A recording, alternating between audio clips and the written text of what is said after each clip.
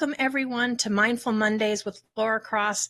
I am your host and your resource for self-care and mindfulness. And today we are tackling life's curveballs with Daryl Tanner. With 30 years in the startup business sphere, Daryl brings a unique insight to the table. However, it's his rich experience in Christian counseling that truly sets him apart. In his Amazon bestseller, Great Expectations Today, Daryl addresses key life challenges with humor, grace, and hard-won wisdom.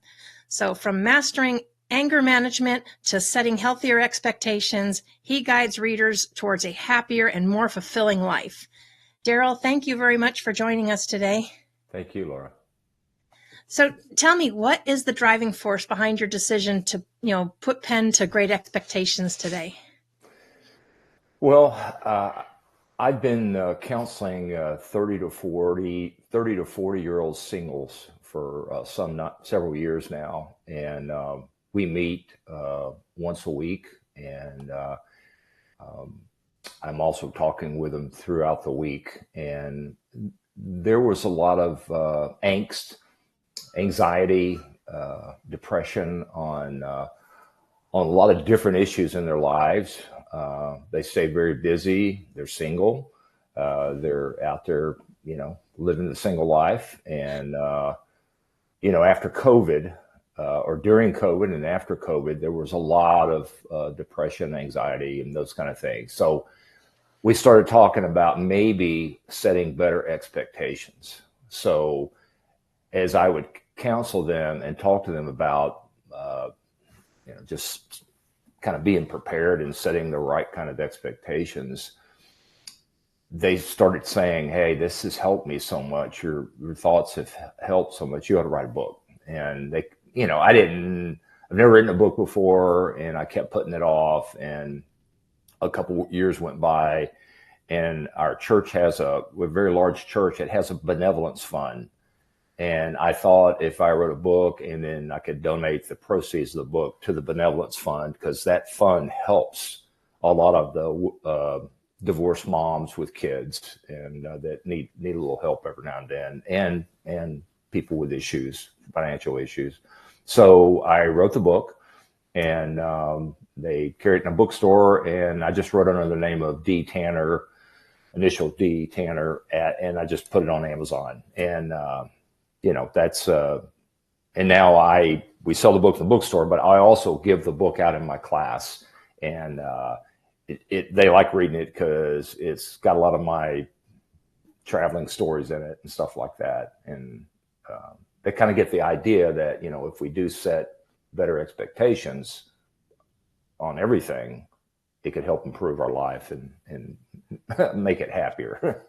So. Oh, absolutely. Absolutely. And that is quite the undertaking and the journey, writing a book.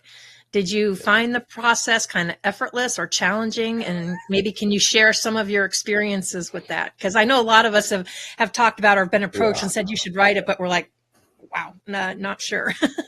Yeah, it was for me, I'm not I don't know if you're a person that likes to get out and do stuff, like be up in the yard, do anything but sit. I'm not going to say I'm ADD, because I'm not. I read a lot, and I love to like study the Bible and just do a lot of fun things. But writing a book, I had all the thoughts and all the stories from travel, and I've told my friends some of the funnier stories about how I screwed up by. I go, I'm going to get on this flight. It's going to be so much fun. And then flight would be canceled, delayed, have to come back home, whatever, And, but then sitting down and writing the book, I wrote the stories pretty easily because they had been telling them before, and they were kind of funny.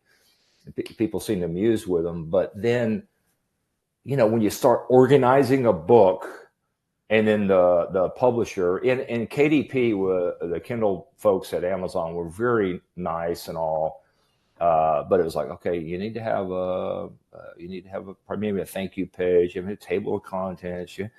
Maybe this should go before that, and I'm definitely not I'm not a technology person, so Yes, we've had our curveballs recently with that, but yes. Yes. Just trying to get on the call and do, the right stuff and all that. But it was just that just killed me. I was like, because of my counseling experiences with stories I've heard with other stuff, because it was so much fun writing the book, and I was like, well, I'll write this book and this book and this book because of stories I've told.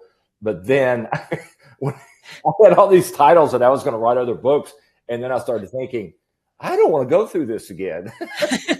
I won't write more books, but the process, in my mind, and the stories were real easy, but the technology, the organization was no matter how nice they were, it was still tough because I had to read my own book like 20 times, and I was so sick of reading it myself, because they'd edit it, and then you'd read it again, and just anyway.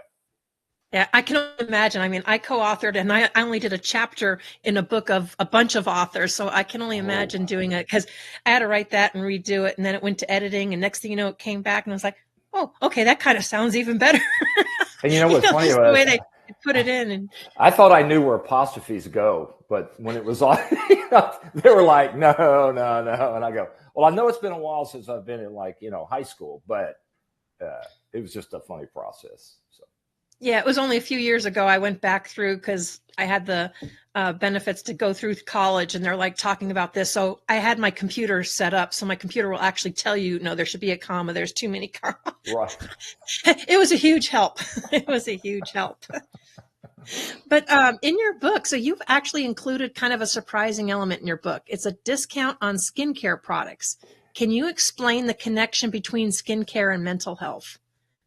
Well, and why that was yeah. I mean, as a kid, I started off with like psoriasis or athlete's feet, psoriasis of the feet and legs. And then I had acne when I got into high school, and it really affected just about everything in my life. Because especially for high school kids, and then as you get older. Like I used to work with this lady, and she would always get it's really the layman's term is a Rudolph red nose. It's you get a zit when you get emotionally stressed. And anytime we were kind of a sales team, and we would do demos or presentations, she'd get very nervous, and the night before she would get that zit right on the end of her nose, and it would drive. She'd always say, "I look like a wicked witch," and it would always drive her nuts. And I said, well, you just need to relax, and but she said, that doesn't do any good at all. And anyway, it's just, I bought a skincare company about 5 years ago, and I bought it because my partner at the time, who's deceased now, but he was an older guy. He goes, I always get Rudolph red nose when anything's coming up. And he used this product a couple times on his nose, and it went away. And he goes, that is incredible. And it was like the old razor commercial where the guy would say, I love the shave, I bought the company. Well, the skincare products really helps with any kind of acne, warts, any topical fungal issues. It can cure pretty quickly. And so I put a discount in the book for anybody that wants to go try it. And that's a part of your mental health. It's your insides acting on the outside. And you'd be surprised at the people that I've helped with that have had addiction problems, or even if you're just, and this, if you've got a kid sitting home gaming all day, which they shouldn't be, but a lot of kind of senior high school into college, they do that a lot. And if you're not washing your face, and then certain parts of the world where there's a lot of pollution, the skin gets ignored. So this is a product that you can put on your face, and it will both cleanse it and cure it, and pretty quickly. And so, yeah, I put a coupon in there to, since I was writing a book. But it's a very good point. I mean, because especially if you're talking your high school, college, and Yes. your younger years and stuff, because when you're stressed, you already have problems. I had a guest on the other day that we were talking about bullying. You know, there's all this bullying and stuff Oh, going on and being ridiculed. And when you have stuff like that, you figure that just kind of makes you more of a target. So I can only imagine how, you know, you worry about how you look. It affects how you are. And that's a so, great point. If you've got a zit, and kids, I remember when I used to have a date, I'd usually get one because I was stressing 3 or 4 days in advance, and quite frankly, I got grandkids that have, they get pimples, and they're like, they always tell me, Poppy, I'm using your stuff, so, and it helps. I came out with a fever blister. So, when you start to get a fever blister, you can tell the pain. If you've done it, you had it yeah. several times. Like my mom is 98, but she's had fever blisters all her life, and she can feel them coming on, and she just dabs a little bit on it, and it kind of it doesn't come up, like it would. It gets a little pain, It's pumped but up and you really keep big. putting it on, and then it goes away. So it's just a great set of products. So. Yeah. No, I remember when I was a kid, I actually had what they called infantile, and I guess you can get it Yeah. from like touching money or touching your, and it was Yes. right here in the corner. I mean, you couldn't miss it. And I had to have put this Silvadine cream on it, and stick bandages on it. And if you can kind of play it off and say, yeah, well, you should see the other guy, just keep a bandage on it, look like But and we got teas and stuff back then, but I think it's even more prevalent today than it was then. And yeah, that's Yes. that's stuff we're very conscious about. Yes, But very conscious. And by the way, it even cures ringworm. And my grandson was a wrestler in high school, and I don't know what it is about wrestling on the mats, but they got ringworm all the time. And this product, you just put it on there and it goes away in a couple of days, because they couldn't wrestle if they had ringworm. So they wow. get it during practice. I'm not going to be able to wrestle on Saturday, And I was like, well, put it on there. It'll go away in a couple of days. And it Yeah. would. So it's just a weird, your skin, it absorbs a lot. And then from the inside out, you push a lot out to your skin. So our bodies are so unique. Oh yeah, you have all those Yeah. pores, and you don't realize Yes. everything that just sucks into it. But Yes. Yes. and I know we're going to see more about that soon. But I got to ask you, since you bought the company, Mm-hmm. was it your name or was it someone else? How did they come up with toe juice for the name of it? I mean, It was that's that. just Yep. That's a great question. I never liked the name, but the father was a chemist, and his son, the issues, just like me, started with the feet as a baby.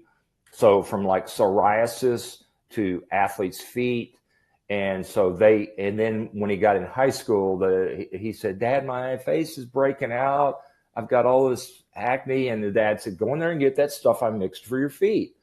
And so they called it toe juice. And it's a 40-year-old product. I mean, it was sold in all the major retail stores and at one time about 10 years ago.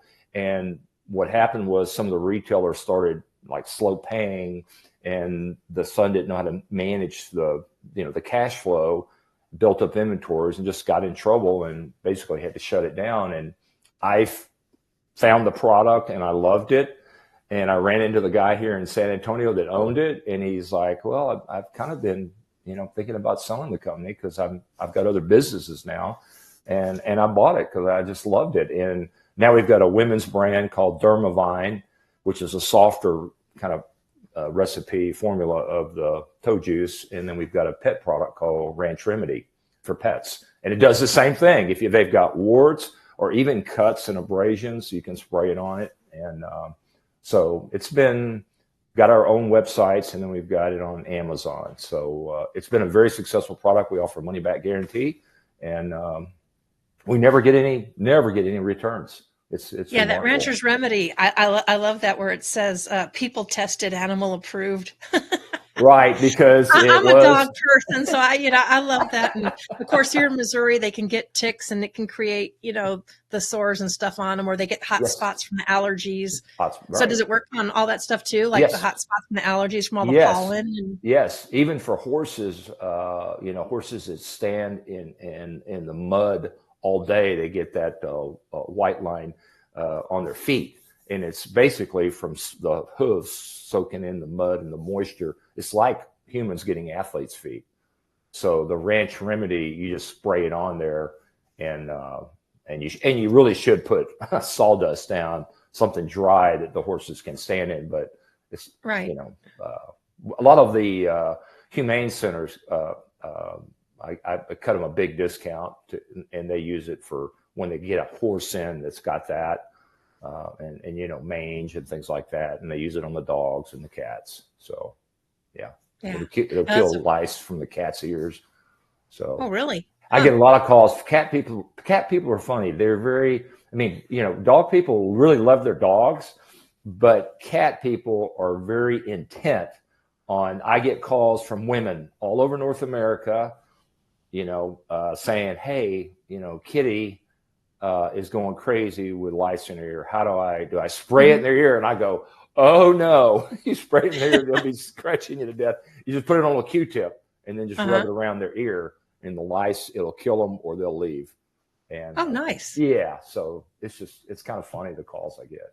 I'll have to try that, because I know every now and then with the ticks or whatever it is out here, he gets like, really bad ear itching, and then next thing I know, they're giving, and he hates those drops going down his ears. Oh yeah, yeah, yeah. You just put some on a Q-tip He'll and just sit there, and then kind he's of. like, you have to hold him still so he doesn't like beat the ears out, and Right, then some of the drops just go flying, and it's like, right. okay. But Yep. yeah, Yeah. no, that is incredible that that you have all those things, and I think those Thank you. products are also natural and holistic, are they not? Yes, yes, Yeah. yeah. We use it's got like lemon bark, cinnamon, and the dermavine is the natural ingredient in the product, and that's why I named the women's line. I named it dermavine because they're always looking a lot. They care a lot more about that kind of stuff. When the guys are like, just give me something to get rid of this athlete's feet or the warts or the acne, and they don't care. Right. you know. Right. So anyway, So I wanted to ask you back to your book here. yeah. Your book, anger management, is a key topic in your hmm book. Why did hmm you choose to shed light on that particular issue? Well, for several reasons. I struggled myself with anger management when I was younger. My dad was in World War II, and I considered him a hero. But he was very hard. I was the oldest, very hard on me, particularly.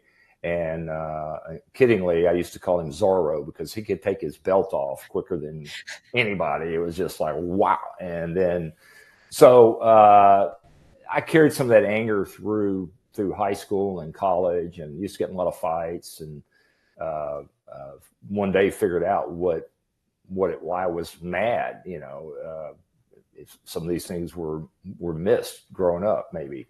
And as we get adults, it's not to our advantage to um, not accept our own behavior as our responsibility. We need to be accountable for what goes on in our life. So I counsel with a lot of people that have been through sexual abuse and physical abuse by a beating or whatever, continually. Verbal abuse by an ex husband that was a narcissist or whatever.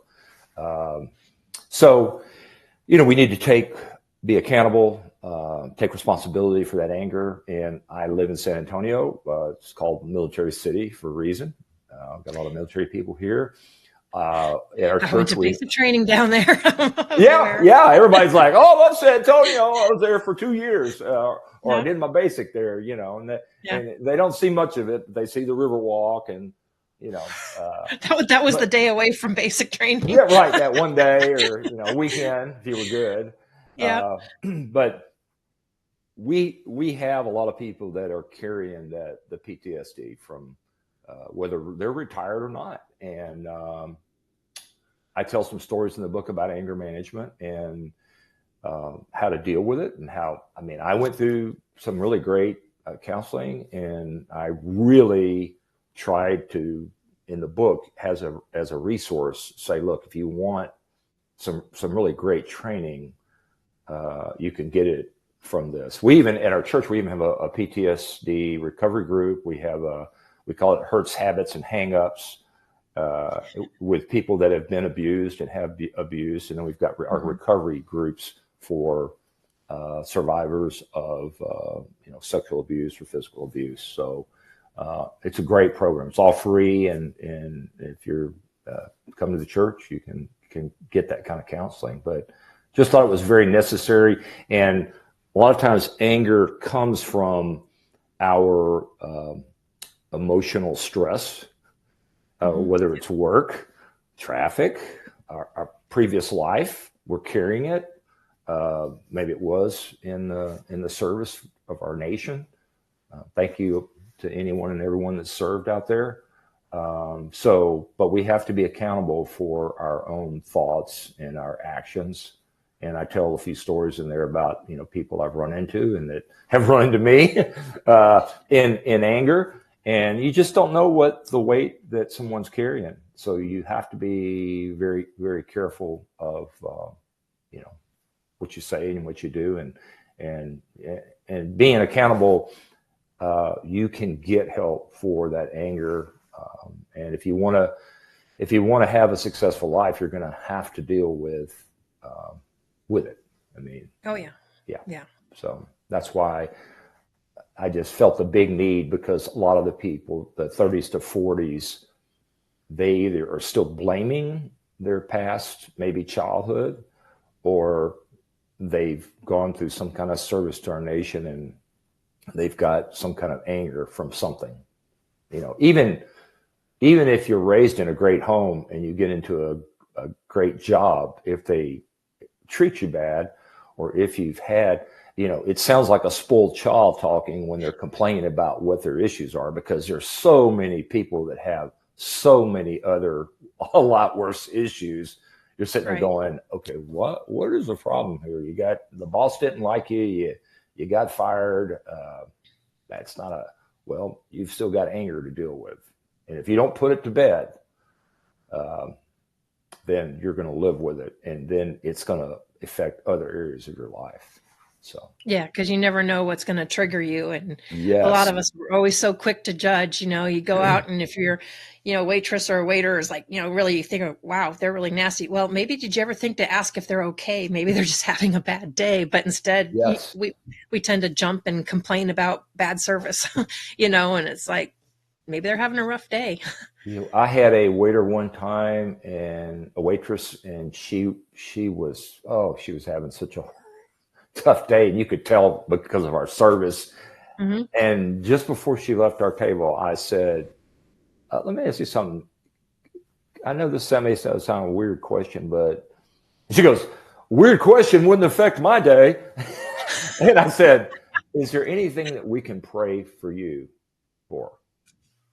And she just about broke down in tears and said, my little 6-year-old has had so many health issues. It's hard for me to come to work. And I said, well, what's his name? And we'll pray for him. And it just seemed to break that whole wall down. So as I tell everyone in my group, quit asking for blessings, ask how you can be a blessing. Yeah. So. Very good point. And I know we have more to discuss and stories and stuff to share, but we right now need to take a break for a word from our sponsors. So we will be right back. Hey,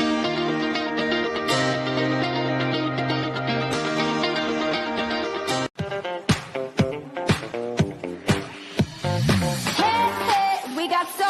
Oh yeah, we got soul.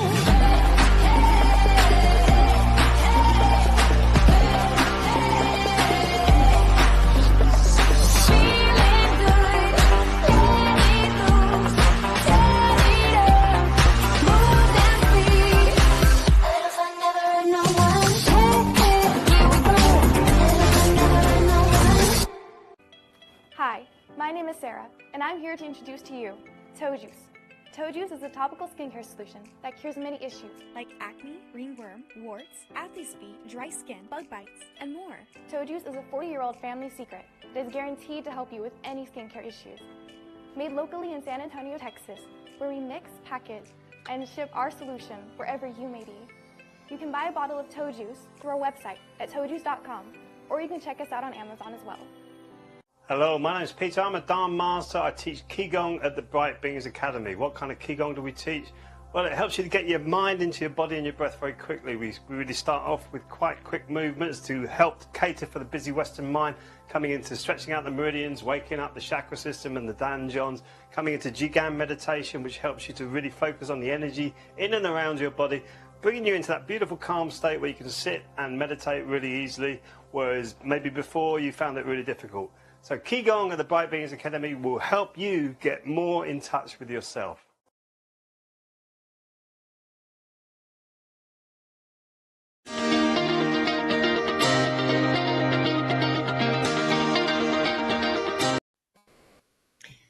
So I was going to ask you before, but I think we've probably already answered the question, because I know you said you didn't want to do it again, because I was going to ask you if your readers could expect another enlightening book from you in the near future. But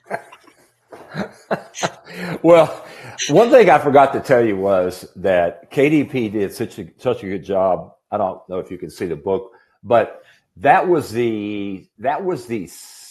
only the second cover they sent me, and I was like, that was the first thing they go, we got to have a cover, so pick. And I thought, oh my gosh, I'm colorblind. I don't know how I'm going to do this. And they sent that cover, and the first one I didn't like, but that one I was like, oh my gosh, that's perfect. And then I called my wife in. I go, hey, what colors are these? But it was a great experience. And yeah, I've had side businesses since I was like my first job, and so I'm almost finished. I'm finished writing it. Been going through the technology editing process for the last 2 months, maybe 3, and they're probably sick of me by now. But my next book's going to be called Side Hustle 101. It just talks about my mistakes, a lot of stories about the businesses that I've had, and then what I've had a lot of success with, which is basically been real estate, but as a side hustle, as a side business. So I've had my day job, and then so you have to think about, okay, what could you do when you're not, you've got God, family, and your job. So where can you fit another business in that's not going to impact you? And that's what I talk about. So I was always of the mindset, when you can make your side hustle your yes. Which is basically what I've done, because it's better when you have control of your own time and you can make a difference. But you said you've had a number of them. So how has your experience in the startup businesses influenced the advice that you give in your book? I mean, I do tell a lot of stories, just in travel and areas where I've seen a lot of stress, and then my expectations from the book, Great Expectations Today. It's kind of funny because I started some businesses and I'm like, this is gonna be it, and it's gonna be the best, and I had this great ideas, but then I figured out that I really had to have a plan and a structure, and I had to think more about, and my expectations need to be more anchored in reality of, okay, now, Daryl, okay, you've never done this before, so it might be a little tougher than you're thinking, but being in sales, I'm always like the most optimistic. The glass is always at least almost full, and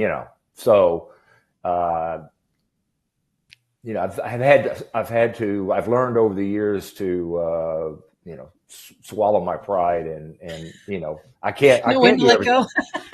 Yeah. I mean, like in my skincare business, social media is a big thing. And I talk about it in Side Hustle 101, but I mean, it's just, in the books, I just try to share knowledge with people to help them out and create a less stressful environment. And again, the money's going to our benevolence fund at the church. I mean, it's not like I need the money.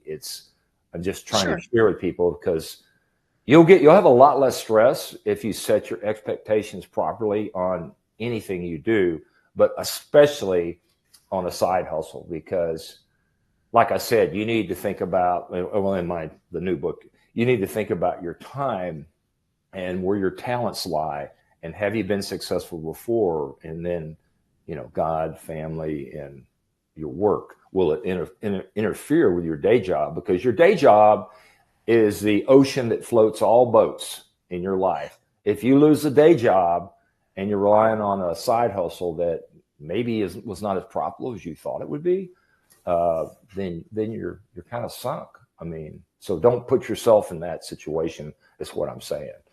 Yeah. Don't have your eggs all in one basket. Exactly. You never know, because Right. sometimes you have no control over that day job either, and they pull the rug out from underneath you. So. Right. Well, I lived in Houston back in the 80s when the oil crisis hit, when oil went from what they thought was going to be $100 a barrel down to about, I think it went all the way down to $6 maybe a barrel. Mm-hmm. And I had just gone from the oil industry into sales for Xerox technology, but no one in my neighborhood had a job. It was terrible. Everybody was laid off. I had a guy, next door neighbor, who'd been driving a heavy duty truck for Hughes Oil Tool for almost 24 years, and he got laid off. So, yeah. And everybody, I mean, it was so, and if you haven't ever lived through that, it's kind of like when the baby boom, I mean, the generation before me, my mom and dad, when they went through the Depression.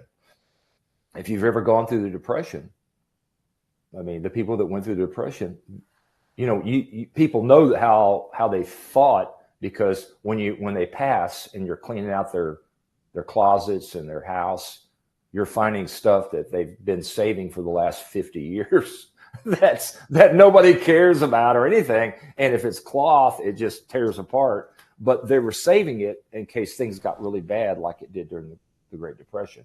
So the oil crisis for my wife and I really taught us to have hardly any debt, make sure you've got a nice fund saved or some kind of money put back. And, that's just something we learned early. So seeing all those people without a job is just, and no future. Now, for their future, they had basically, at the time, Houston was so devoted to the oil industry and had no other industry hardly at all. People had to literally move, and their houses couldn't sell for hardly anything. It was a terrible time.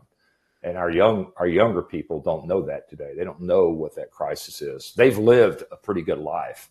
I mean, We've never had a serious financial crisis yet. So. No, 2008 wasn't that great with the housing and stuff, but yeah, nothing like that. My grandma was the Great Depression stuff too. And you could tell, because when you go over there, it's like, she's got plenty of money, but her house would be freezing and she'd be wearing a sweater and a coat all the time because she didn't want to turn the heat. I'm like, you have plenty of money. That's what the heater's for. Or using a flashlight because she didn't want to run electric for the lamps to see the TV controlled. Or I'm like, it's amazing what sticks with you or gets ingrained with you when you've been through, stuff like that. Yeah, they don't want to spend any money. I used to kid my mom about it, but she was like, I'm saving it for y'all. You're going to need it. And I'm like, well, not if we're doing what we're supposed to be doing, So anyway, it's a good story. So you've spent many years working in Christian counseling with different age groups. How has all that experience shaped your perspective on life's challenges? Well, today, I think we're more, the 30s and 40s of today are very different from my generation. My generation was, you got a boot in the butt and you got out and you started working, and if you didn't make it, that's tough. You're not coming back home. Yeah. What I've seen in the coming up, or the age that I'm dealing with, 30 to 40s, a lot of them have been coddled. And like sometimes I'm talking to them and they don't even understand personal finances. I think I'm not going to blame it on the education system, but I think we really have lost something when we're not teaching personal finance in the schools. I'm starting to see some of the schools now come back and teach personal finances. But if parents aren't teaching their kids personal finances, like giving them chores to do and letting them earn their own money and showing them the value of money, they don't have any idea. I mean, I cut yards. I cut 9 yards a week, and I had a job at the grocery store when I was a kid. And, it's just, it baffles my mind because, like, I was talking to a kid the other day who was just telling me how rough it was. And I said, well, okay, what kind of planning have you done? He goes, what do you mean by planning? I go, well, okay, how much do you have a rainy day fund? What's a rainy day fund? I mean, I was like, hey, how much money do you have in your checking account? You mean my bank account? I go, yeah. I said, checking? Do you have a savings and checking or just checking? Well, what's the difference? And I was like, oh my gosh, this kid's 30, he's 32, and so, but I talked to a lot of them and a lot of them are like that. So it just concerns me. And I love this age group. I love the 30 to 40 singles. My daughter was in her mid 30s when she had to go through a divorce with 2 kids. And that's why I am pretty devoted to focusing on this age group. So, and I start these community groups where they're in community with each other. And, after COVID, I think the nation kind of realized that we need each other. But the Bible has always clearly said that, God created Adam and he said, hey, you're alone. I need someone. You need someone. So then he created Eve. Now, that didn't always work out, in the future, but before sin came to the world, he was happy that he had Eve. And I tell our groups that you may feel like you want to be alone, but you weren't made to be alone. So you're always going to feel empty. So that's why I get them in the groups to study the word and talk about, anxiety and what they're dealing with today. So, yeah, people really weren't designed, to not have interaction with others. So, exactly. and these platforms help, but it's still not the same as being in person. But it's definitely a step up, instead of just being by yourself. Right. So your book is filled with funny and serious stories from your own life. Did you find it difficult to share those personal experiences with the public? No, I'd been telling those stories for a long time. Entertainment or, just, I travel pretty hard I've been working. I left home when I was just turned 16 and kind of been working on my own. So I just have, I can just pull a lot of funny stories out of it.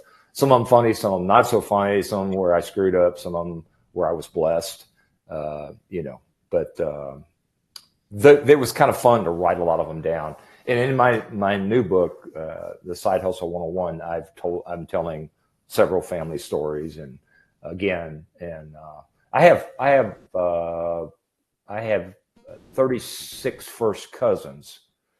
And today, I think several have died, but I've got about 31 alive now, and I enjoy talking with them, and we tell stories. And so, if you come from a big family like that, you just have a lot of family stories, some funny, some not so funny, and then you've got what you're growing through and the things you've done.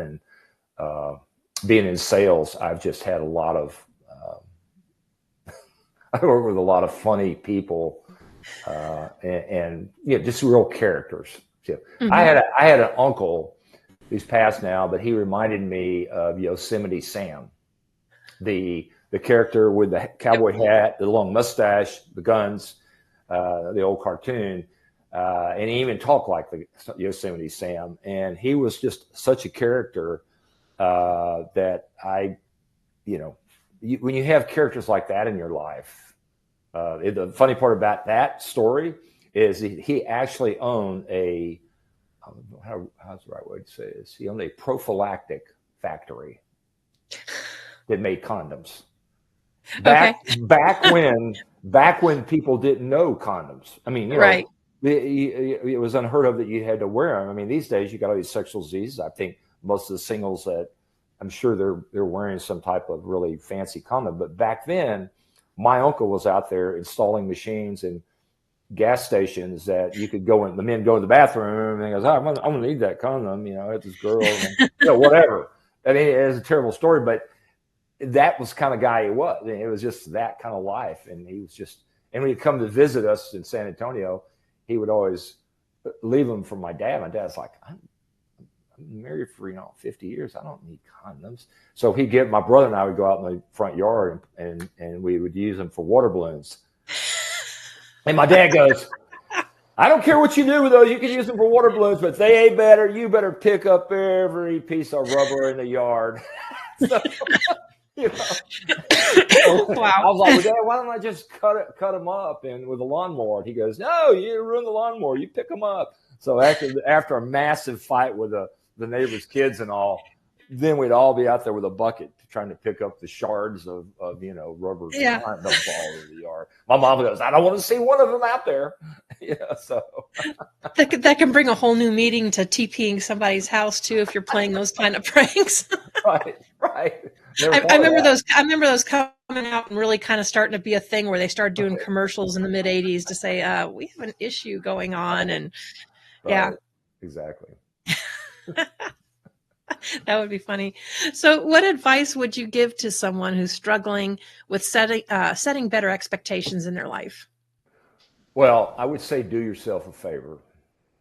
You want to live a fulfilling life. You want to have a happy life.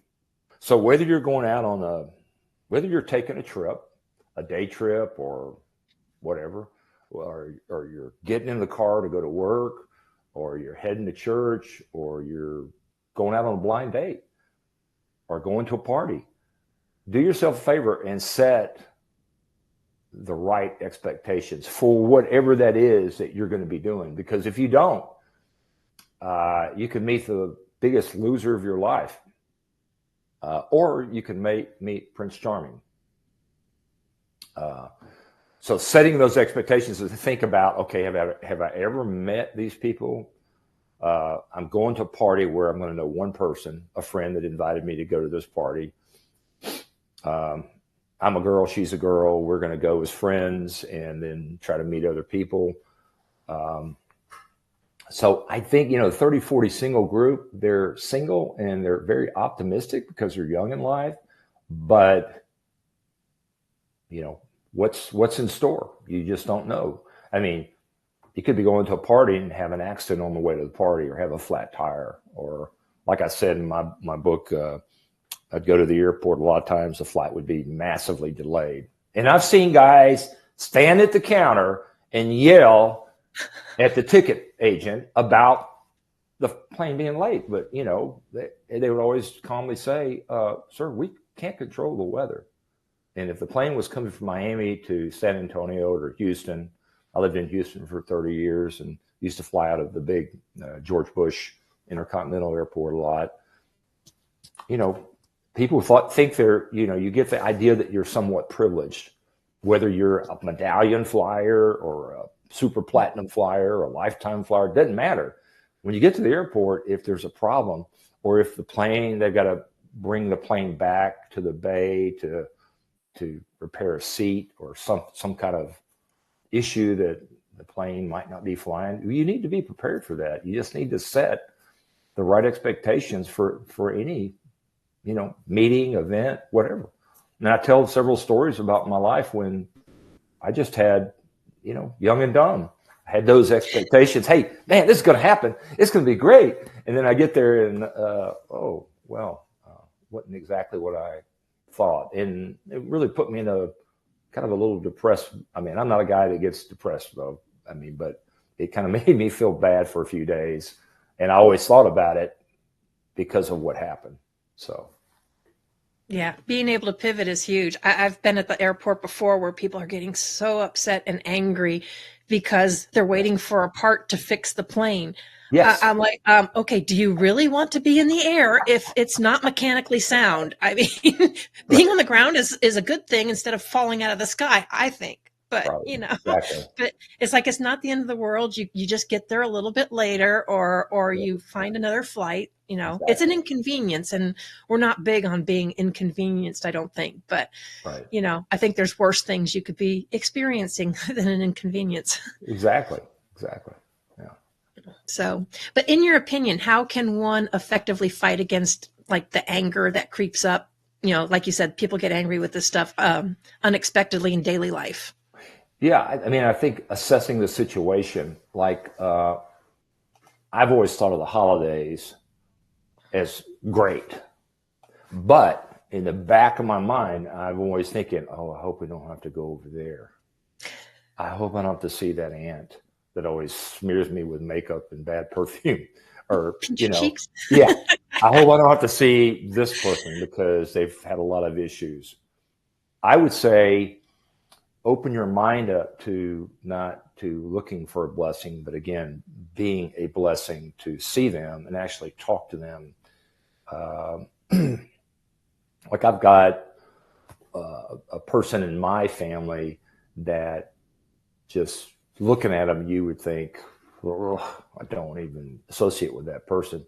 But when you talk to them, they've got a real intellect, and they're very talented, and they're very loving, and they've got some great opinions. So what do you miss? What do you, when you stand back and don't want to approach that, what are you missing? You're missing a lot. You're missing the joy of knowing really who that person is under that skin. And if people would just take more of an open mind, set the expectation that, hey, I'm coming in here, things aren't perfect, life's not perfect. I will try to be a blessing. I mean, I learned a lot of that from my mom. My mom she's 98 today. She's still driving, doing her checkbook, going to church, reading her Bible, but she approaches everything with the idea that, I always call her, I go, Mom, what are you doing today? Well, I'm delivering some cookies to the elderly. And I go, okay, Mom, you're 98. What are you doing out driving around again? But if you want to live a more fulfilling and happier life, it's about being a blessing. It's being about setting the proper expectations to say, today, I'm going to bless someone, and expecting, okay, what is this situation going to look like for me to walk into? So I think it can help so much with people, and just to be more happy and fulfilled. So. Absolutely. It's just having a different perspective. And like you said, an open mind. Yes. Exactly. And for me, I think it's a lot's taking out the judgment, Right. None of us are perfect. So, Not at all. I tell people, I am perfectly imperfect. I'm okay with that. Yeah, exactly. Well, we have a few minutes left. What would you like to leave the audience with? Well, to really look at your life and see where you are today, and see again maybe how you could be, or how happy are you? Are you fulfilled? I can tell you this, that we weren't made to be alone, and I think our Creator, our Lord, has given us a feeling that we need inside, not only for Him, but also for deep friendships and community and helping others. And would love to see you be more happier and fulfilled, and by setting proper expectations and looking to others to share in the blessing. So. Yeah, absolutely. I know you are in San Antonio. Right. How is the best way for people to connect with you or contact you? Well, you can go out and buy the book. My contact info is there. dtanner03@yahoo.com.